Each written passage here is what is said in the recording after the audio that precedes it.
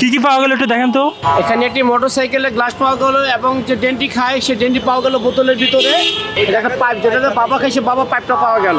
এটা দেখতে পাচ্ছেন এটা কি আছে? সম্পূর্ণ মাদক দ্রব্য হবে। দেখো বালিশ বালিশ দেখো বালিশ সাবধান বালিশ।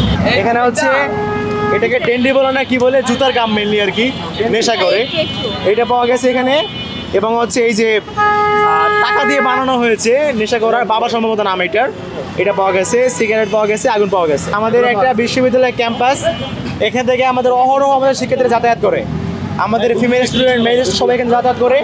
সো তাদের পাশেই ওপেন প্লেসে এই যে বাবা খাওয়া হচ্ছে, ড্রাগস করা হচ্ছে। তো আমরা আমাদের ক্যাম্পাসের ভেতরে কোনোভাবেই কোনো মাদক কারবারিদের স্থান দিব না। আরেকটা বিষয় হচ্ছে এরা কিন্তু শুধু যে সেবন করে এমনই না, এরা কিন্তু ব্যবসা করে। আপনি এদের কাছে কিন্তু গাঁজা পাওয়া যায়, আমাদের কাছে রিপোর্ট আছে এখানে, যাতে করে কোনো ধরনের মাদক কারবার থাকতে না পারে, সেটা করছি আমরা। বসুন্ধরা টিস্যু, অশুদ্ধতার বিরুদ্ধে এক বিন্দুও ছাড় নয়।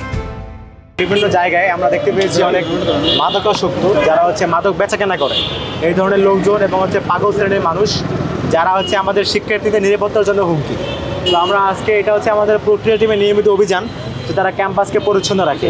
তো আমরা আজকে ডাকসু প্রতিনিধি হিসেবে, আমি এই বিজুবাই ডাকসু সমাজসেবা সম্পাদক, আমি এখানে প্রক্রিয়া টিমের সমন্বয়ে আমরা একটা অভিযান পরিচালনা করছি, যেখানে এসে আমরা অনেক কিছু পেয়েছি। আমরা আপনারা তাদেরকে দেখিয়েছিও। আমরা এখানে এসে আমরা হচ্ছে মাদক নেয়ার মতো সিরিঞ্জ পেয়েছি, বাবা খাওয়ার আমি জানি না নাম কি আসলে, টাকা দিয়ে বানানো একটা আর কি সিগারেটের মতো, এগুলো পেয়েছি।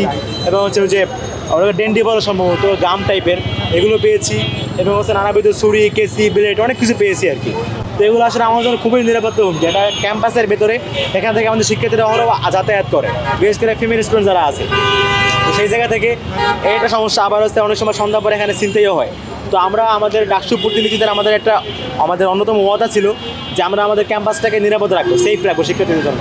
তো সেই জায়গা থেকে মূল আজকের এই অভিযান, এবং হচ্ছে এটা আমাদের সাময়িক অভিযান।